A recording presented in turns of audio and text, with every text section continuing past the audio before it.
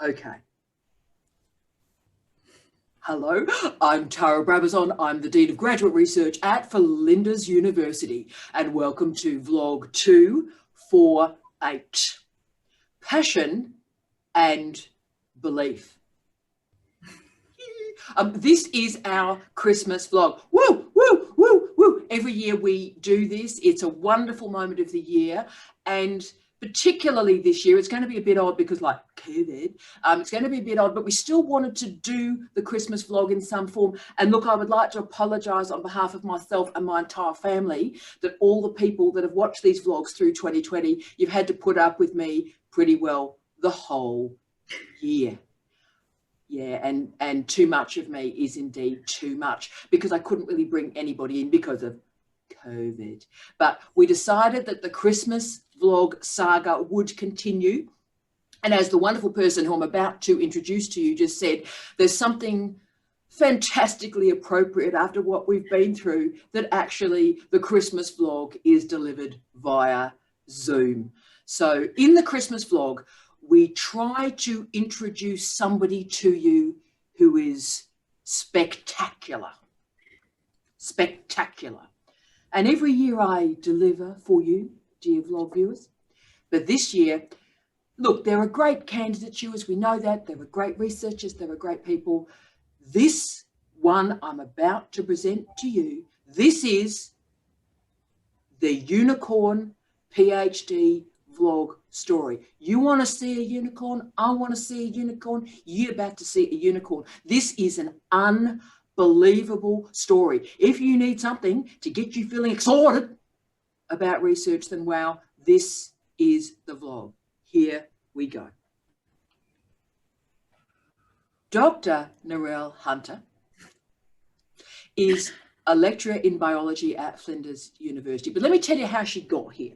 Completing a Bachelor of Science majoring in animal, environmental and plant biology, completing an honours thesis the following year. Okay, so that's all going well, right? So that's good, right? Bachelor of Science, honours, great. Then 6 years later, completed a Bachelor of Secondary Education. This is all getting interesting. So that was an interesting movement. We'll come back to that in a second. Now, all of those qualifications so far were from Flinders University. And then in 2020, something astounding happened. Narelle Hunter became Dr. Narelle Hunter. Her PhD was confirmed yesterday. Now, besides being a remarkable researcher that we're going to talk about, she's also an absolutely stunning teacher, teaching what I think is the largest course on the Flinders University campus, Biology and Society. And she is such a fantastic teacher that she won a teaching award yesterday. This is unbelievable. So look, Narelle is an inspiration to me. She's a friend of mine. I'm not going to get upset, but I am going to get upset. It could be one of those crying vlogs. You know, the couple of vlogs I sort of cry my way through. This could be a crier on the way through. But I'm so excited to introduce this remarkable woman to you. And we're going to capture something about the passion of research and the belief that you can do it. And you can do it in tough times. Hell yeah. Happy Christmas, Narelle. Hi. Hi, how are you? What an introduction. Excited?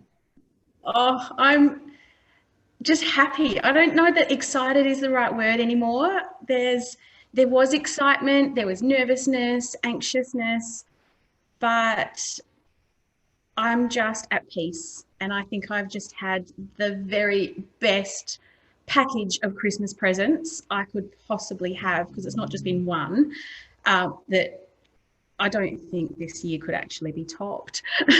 Just see, it's amazing you've said peace. Remember, you and I, through our conversations, I always said to you, when the students get through, I feel relief. I don't feel joy or happiness. And probably that's a great lesson for students, isn't it? Students feel at peace when it isn't over, and supervisors feel relieved. Isn't that a weird palette of emotion? It was very strange. I didn't know what to expect, but I did shed a tear or two. And they were very happy tears. They were good, happy tears of pure joy.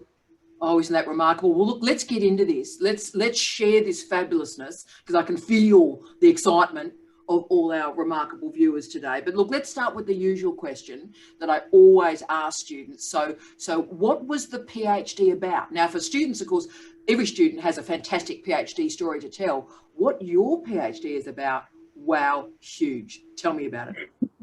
Well, my PhD is not about me. My PhD is about my students. So as Tara mentioned, I was working as a lecturer already, and I noticed that my students were not learning writing very well. They were not delivering what we were asking for, and I really wanted to understand what was going on. So their use of language in the sciences was very limited. They couldn't explain ideas clearly, and I really wanted to understand what was going on. And I started off with a bit of a lens thinking, well, if we can clarify their language, we can link their research productivity with outcomes. We can connect them to industry, to employment, to all of these other areas, because they'll be able to communicate better.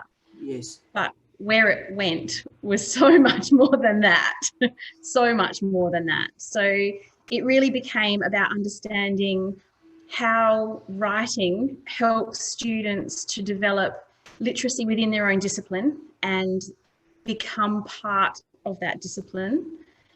And that was the tool that really allowed them to communicate in different ways and get those links between other people. And of course, disciplinary literacy became the thing.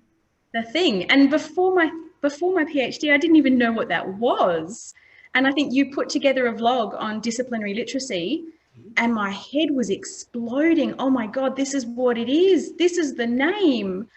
So that was huge. And I believe you have been using it randomly in a whole series of meetings that I've been hearing about, Narelle.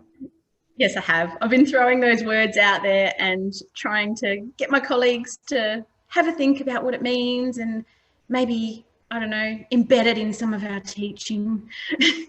That is phenomenal. Now, the second question I have of you, look, is an interesting one. And I'm fascinated to see how you work through this with me.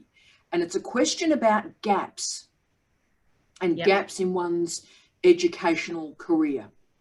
Which I have plenty. Yes, now you do. And of course, this is me speaking not from an experiential base, because I sort of did the whole lot through Bang, thanks for playing. I was one of those people. So I'm desperately interested in the students that have the gap.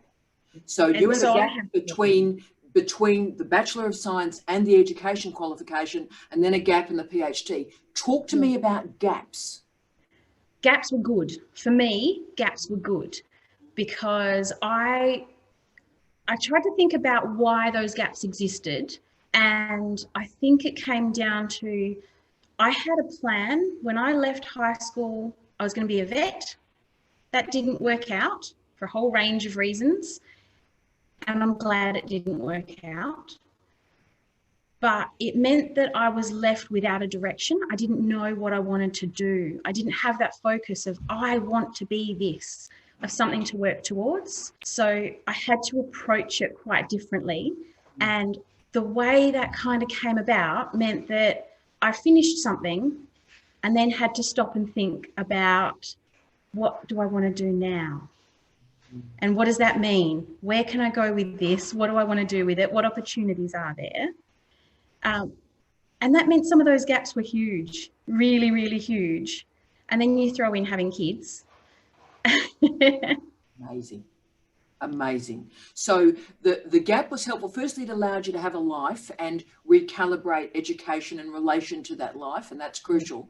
But it also allowed you to reflect on the nature of education and motivation and what it is going to do for you.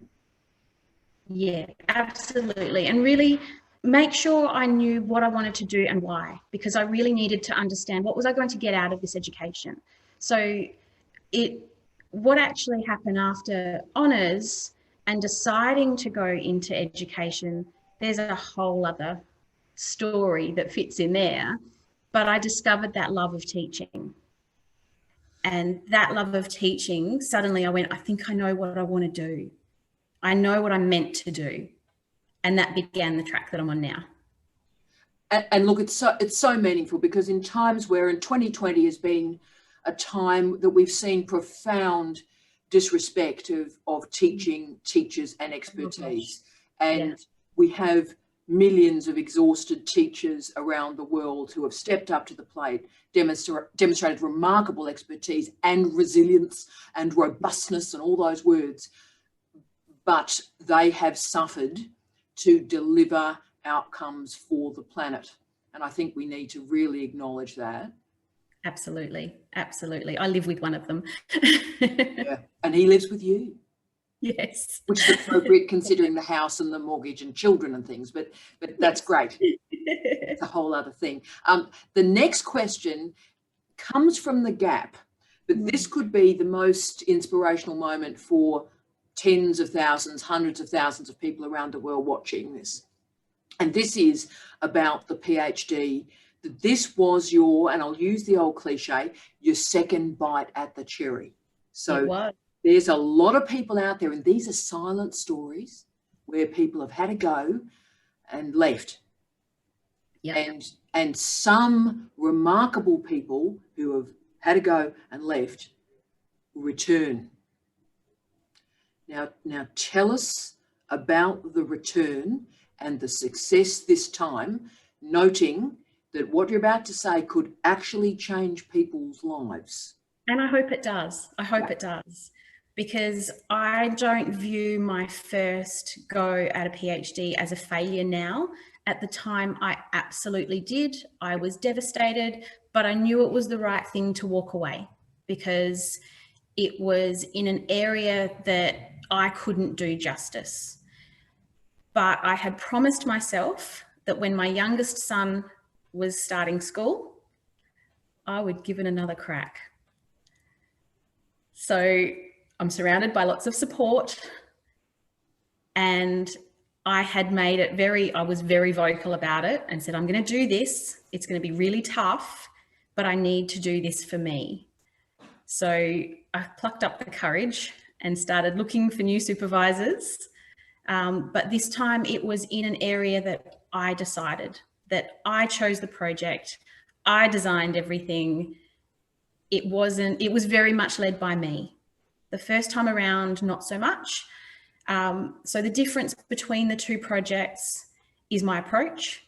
I'm a completely different person, even though I might not think it all the time. I'm a very different person. Wow. But it was the way I approached both projects. I approached my first PhD as a continuation of honours, because I wasn't ready to leave education yet. And I didn't want to go out into the big wide world and get a job yet. So to me, it was, I want to keep studying, and this was an option. It wasn't a project I was truly passionate about and ready to do. Wow. One clearly was. Wow, and this one was. And, you know, for me, I've always said one of the great research questions I try and provoke students with is, what changed? You know, what changed? So that's a great way to sort of, what's going on with this research? Well, what's changed? And so from what I'm picking up from your answer so far is you changed. Yeah, I didn't think I did, but I really, when I reflect on it, it's me. It is. When I reflect on it, it really is me that's changed. And that reflexivity, it's funny, you know, the research, a lot of the research that's emerged from Europe has said the characteristic of the students that complete and the students that don't, the students that complete reflect on the nature of doing their PhD. Yeah. And you've just confirmed that for us. Yeah, absolutely. I had to think, to make this one successful, I had to really look back and think about what didn't work the first time. It was not my supervisor. I still have a great relationship with him and I work closely with him. He's a wonderful person and provided so much support, but he couldn't support me in the way I needed because the project and the research wasn't right for me and I wasn't ready. Wow. But when I started this time, I had everything ready to go. I knew what I was signing up for this time, and I knew much more about managing it and how I was going to do it. Incredible story. And that will help people, because people watching this might actually realize in themselves that, right, this is my moment. I have changed. I know what I'm going into. I know what I want, and I'm going to do it. Now, I'm no smarter. I want to make sure that's really clear. Is I was capable the entire time. boom. My brain has only changed in that I've learnt what not to do and applied it. I'm not more smart. No, but you're more committed, more focused, and reflexive on what went right and what went wrong. Exactly. Yeah. And that's it. I wonder if that's just changed some people's lives. I can like feel pennies dropping around the world. And it's funny, Narelle Dolan, that you've said, it is about me and my change. My next question is about another thing that changed between those two PhD enrollments, and that is you accidentally fell on a bloke at some point and had some children. So can we talk a little bit about a PhD, a remarkable and supportive spouse, which I think is dead crucial, to be honest with you, and remarkable and supportive children, and how families are involved in a completion, because I do need to log with the wonderful people watching this that yours was an incredibly fast completion as well. So can you tell us about families in the PhD? Absolutely. I have got an amazing family. My husband is a high school teacher, and we had to have very clear, open conversations. What is this going to look like? What's the commitment involved? What does that actually mean on a day-to-day basis? Will I have time to go do the grocery shopping? Will I have time to do the washing? Well, it turns out no. So he had to pick up some of those practical things when I couldn't. I made sure, so my kids are quite young, still in primary school. I made sure that there were times when I could still get to their sports and things like that, because it's important that they still have that connection. But there were other things I couldn't do. So those conversations, my kids are pretty smart. All kids are pretty smart. Yeah. I had those conversations with them and explained to them what was going on. And I set really clear boundaries and deadlines. So if I said I needed to work for this many hours, I stopped at the end of that, so that I could then spend time with them. But there were loads of sacrifices. And I think without them making those sacrifices, there's no way I would have been able to complete. And Narelle, I'll ask you the question again. I have these theoretical ideas that I present that a lot come from the research, but about the PhD. And I often talk about, as you've heard me say, the importance of keeping the candidature as tight and as short as you can, not only for yourself and your mental health and sanity, but for your family, so that the family sacrifices are finite. Yes. Is that resonant with what's happened to you this year? Absolutely. And I would set deadlines, really clear deadlines. And I think my favorite, there were two moments where those deadlines were really clear to our whole family. So I had said to my children, the most recent deadline really was my first draft, my first full draft. And remember, these kids basically can't remember a time where I wasn't doing my PhD. So for them, they're hearing me say, no, I can't, no, I can't, no, I can't. So I said, Easter, I'm going to have my first full draft, guys.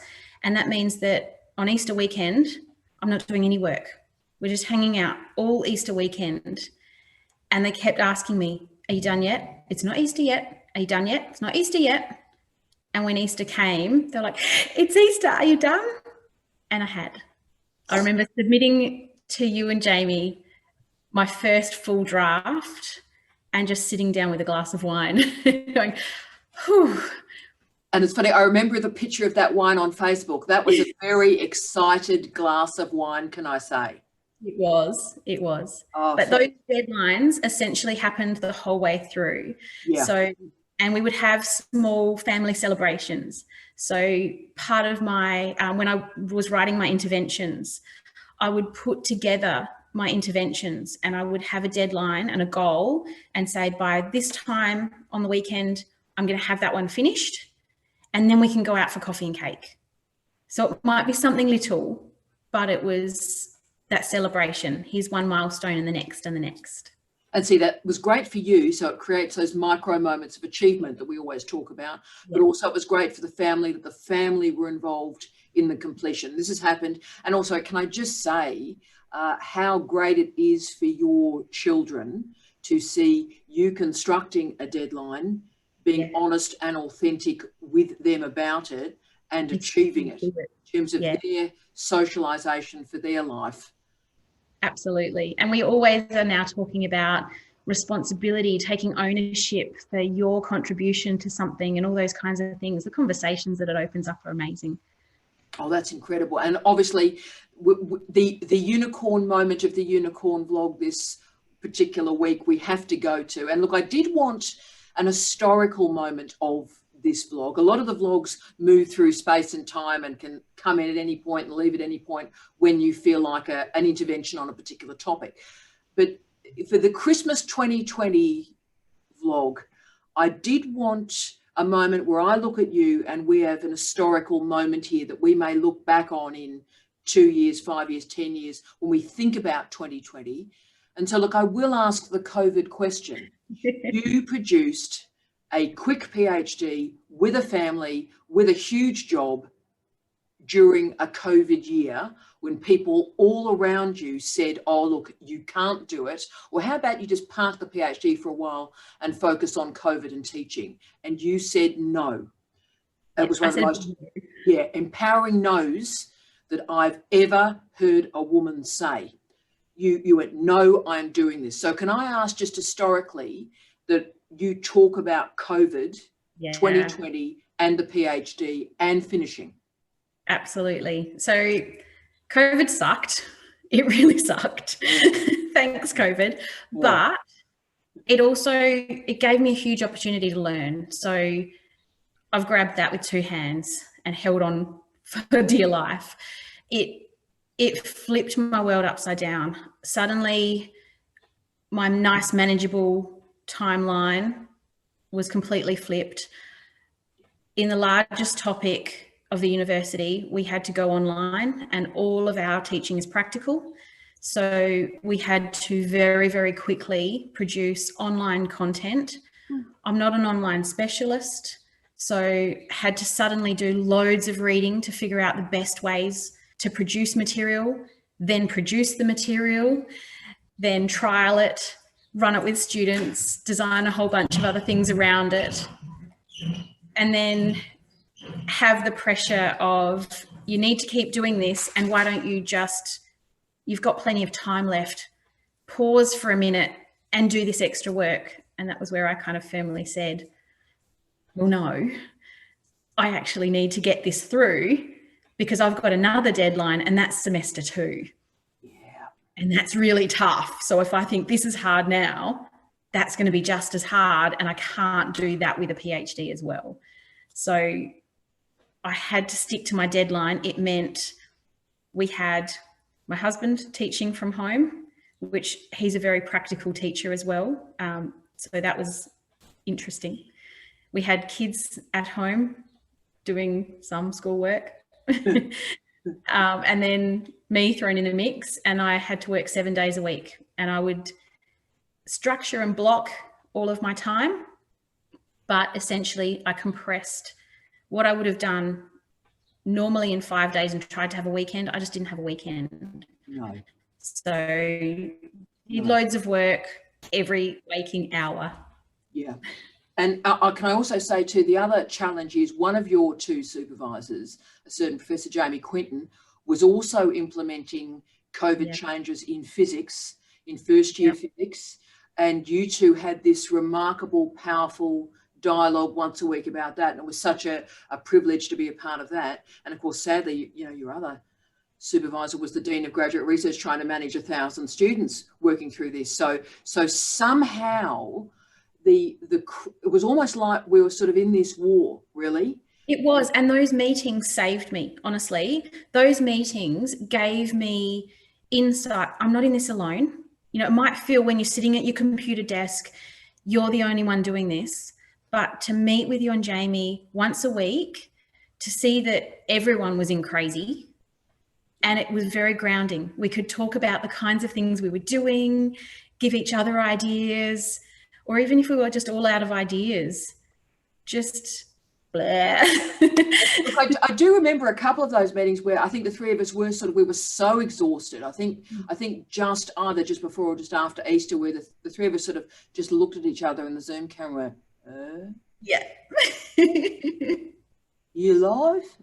Yeah, good. Just. Good. And I don't think we got beyond one syllable for a couple of meetings. Hi. There was lots of coffee.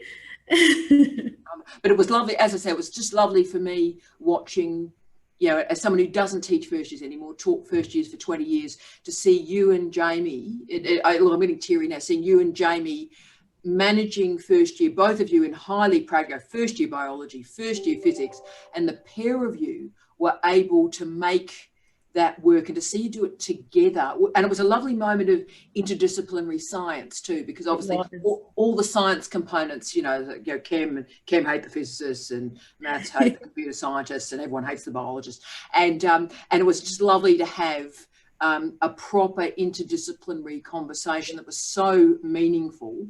It was so supportive as well. And to have, just to be able to share what you're working through and the challenges that you've got is amazing. Just to be able to talk it through. Yeah, and it all nested into the thesis as well. So it was just stunning. And that, of course, then leads to the very interesting and odd next question. And again, I don't know how you're going to answer this one, but it's about the examination. So you moved to examination. You had two of the greatest scholars in the world. Phenomenal. Examining your thesis, #no pressure. Were there any surprises about the examination process that hit you? Looking back right now, so people never know about examinations till they're in the middle of it and they're through it.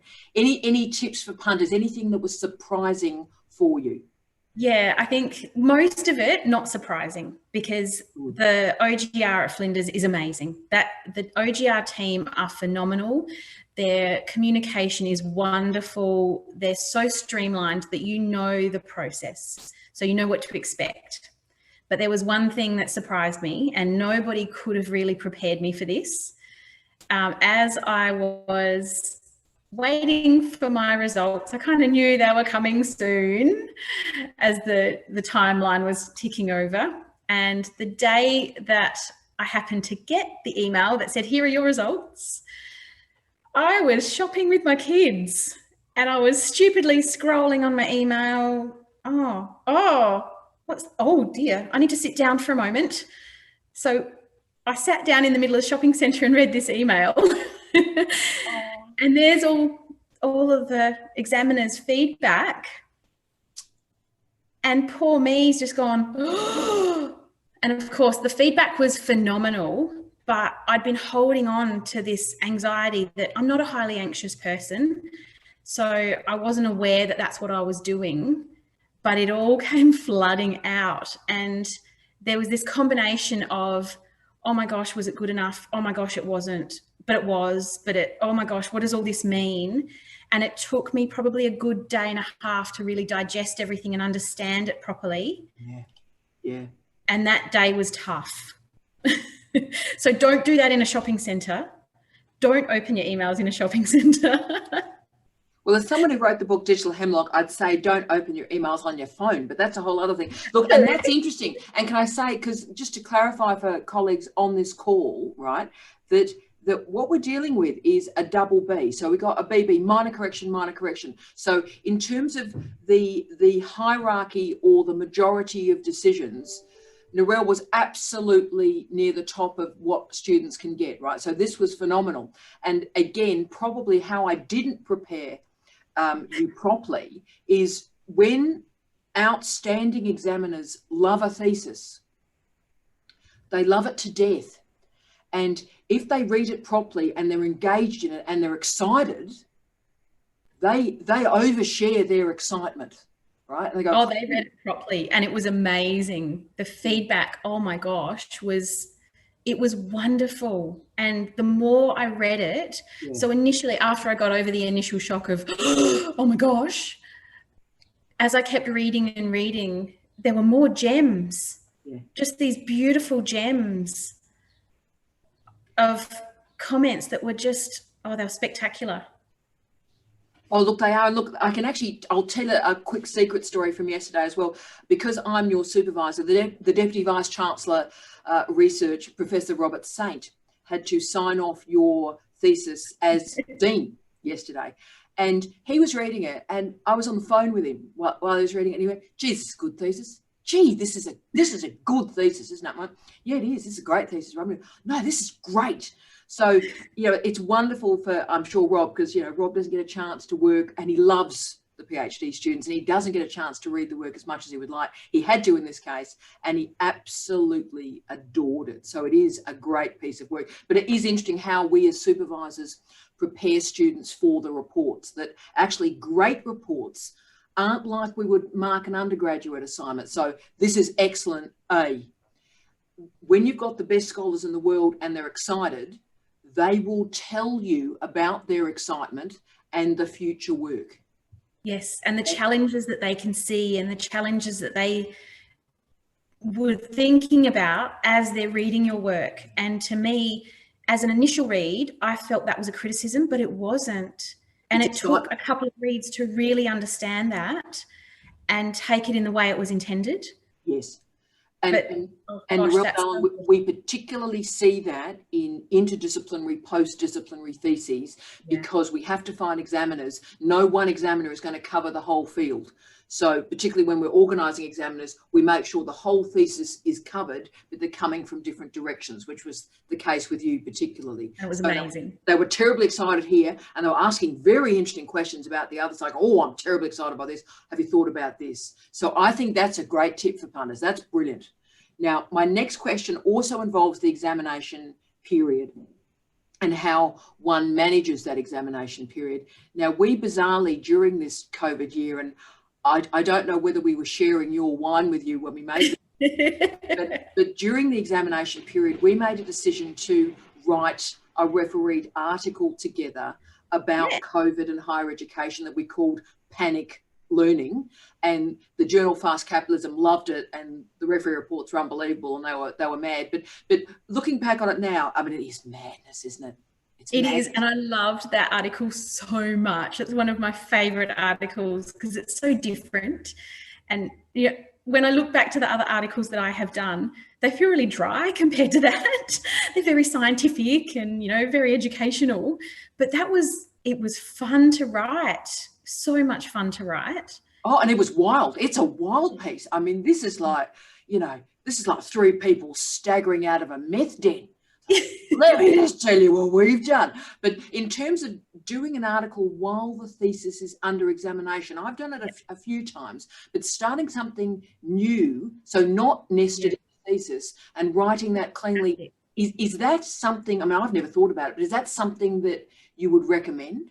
Definitely, because it took me out of focusing on, oh my gosh, when are my exam results coming in? So I didn't have to think about what was going on. Of course, it's always there in the back of your mind. I had a very, very busy semester planned anyway. So that was always going to be busy and keep me not thinking about it. But I think it's really important to have other projects like a completely different type of publication to keep you working away, because otherwise I think it's too tempting to sit and, wallow or worry about what's coming next. So definitely keep busy. And if it's something that can be maybe a little bit off to the side of what you have been doing, it also adds to that, the complexity of what you can do. It doesn't have to only be one thing. I never in a million years would have even thought to publish that kind of article.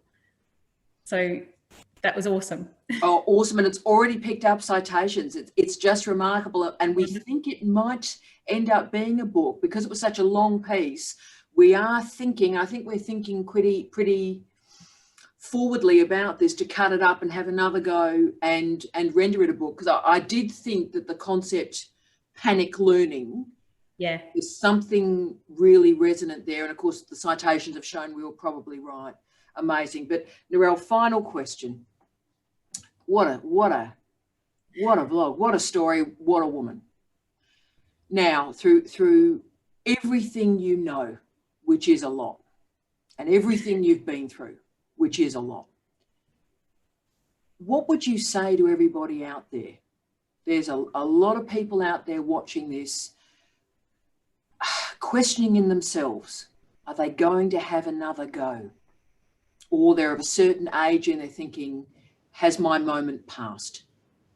What would you say to them? Look, I don't think your moment's ever passed. It's never too late. It's really about making sure that you're setting up yourself for success. So if it fails, it fails. Doesn't mean that it's anything, it doesn't mean that you're a bad person. You're a person who had a failure like everybody else in the world. So people fail all the time. Mm-hmm.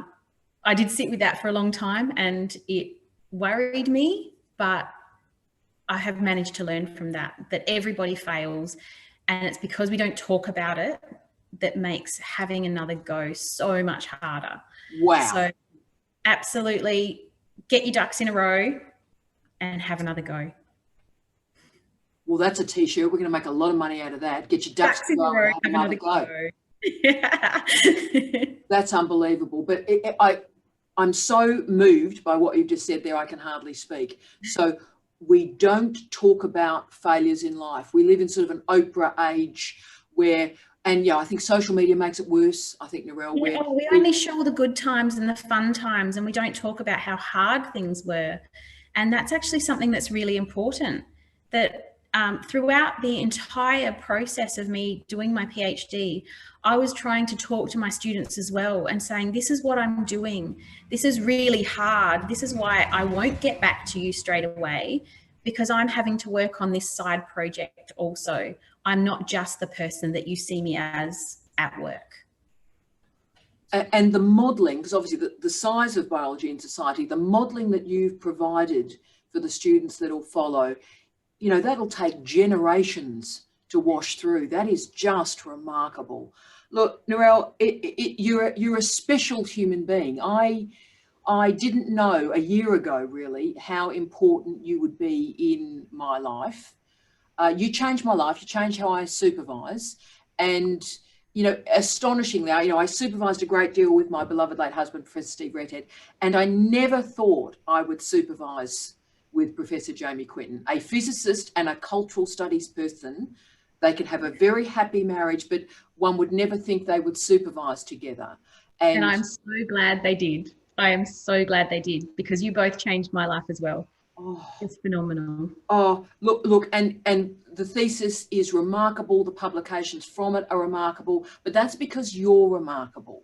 And, you know, there is no doubt in my mind that what you've talked about today, in fact, particularly the commentary about failure, let's all make a promise, all of us as a family, in 2021. Let's talk about the failures. Let's talk about the fears. Let's talk about the issues, because if we acknowledge the failures, we can be successful next time. And we can learn from them. And Narelle's lesson, life lesson, has changed me, and I'm sure it's changed you. So on behalf of both of us and this remarkable woman who just keeps winning awards, and we'll always remember the week before Christmas because you just kept winning awards and things have happened and it's been amazing, but you deserve every success. Wow, you do, Narelle, every success. So on behalf of a remarkable human being and her very, very grateful supervisor, we wish you love, light and peace for Christmas. And wow, let's make 2021 a good one, eh?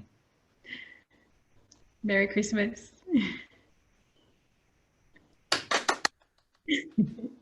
Happy with it? Perfect. You were magnificent. Perfection.